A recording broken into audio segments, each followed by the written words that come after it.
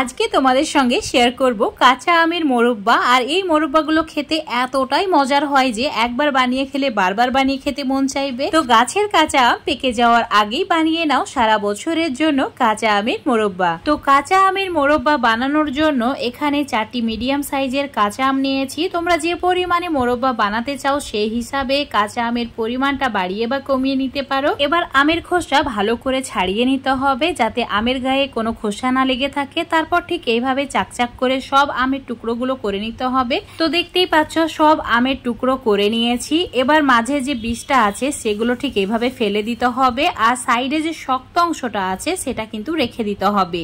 এবার একটা বাটির মধ্যে 2 গ্লাস জল নিতে হবে, তাতে অ্যাড করে দিতে হবে চুন। পানে যে চুন ব্যবহার করা হয় সেই খাবার চুনটা এখানে অ্যাড করেছি।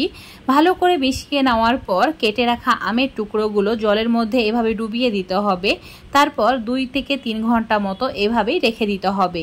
এখন তোমাদের 3 ঘন্টা পর দেখাচ্ছি। দেখতেই পাচ্ছ অনেকটা আমের টুকরোগুলো শক্ত হয়ে গেছে। এবার এগুলো চুনের জল থেকে তুলে পরিষ্কার জলের মধ্যে নিয়ে নিতে হবে। তারপর হাত দিয়ে ভালো করে পরিষ্কার করে ধুয়ে নিতে হবে। 2-3 বার জল পাল্টে ধুয়ে নেবে, তাহলে একদম পরিষ্কার হয়ে যাবে। 3 বার জল পাল্টে ভালো করে পরিষ্কার করে ধুয়ে নিয়েছি। দেখতেই পাচ্ছ একদমই চুনের গোলাটা লেগে নাই। তো এখন চুলোর উপর একটা বড় সাইজের কড়াই নিতে হবে, দিয়ে দিতে হবে 4 গ্লাস জল। তার মধ্যে অ্যাড করে দিতে হবে ফিটকিরি। এখানে 1 চামচ ফিটকিরি গুঁড়ো অ্যাড করে দিতে হবে। তারপর চুলোর ফ্লেমটা মিডিয়াম টু হাই করে রাখতে হবে।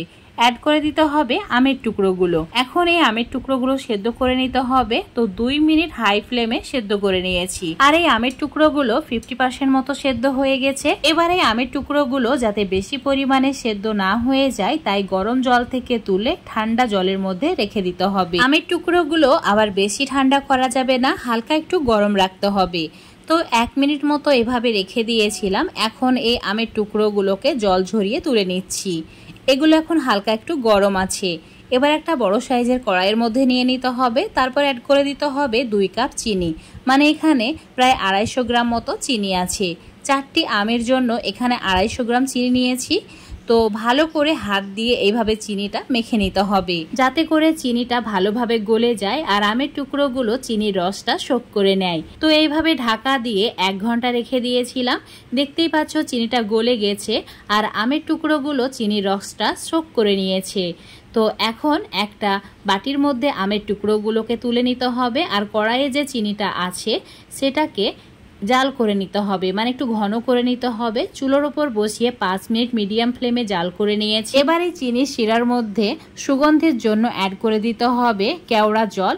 1/2 চামচ মতো কেওড়া জল এখানে অ্যাড করেছি। তোমরা চাইলে এলাচের গুঁড়ো অ্যাড করতে পারো বা এলাচ দিয়ে দিতে পারো। ভালো করে মিশিয়ে নেওয়ার পর আরো 5 মিনিট মতো জাল করে নিতে হবে। এখন চিনির শিরাটা বেশ ঘন হয়ে গেছে। এবার আমের টুকরোগুলো চিনির শিরার মধ্যে অ্যাড করে দিতে হবে আর চুলোর ফ্লেমটা অবশ্যই মিডিয়ামে রাখতে হবে।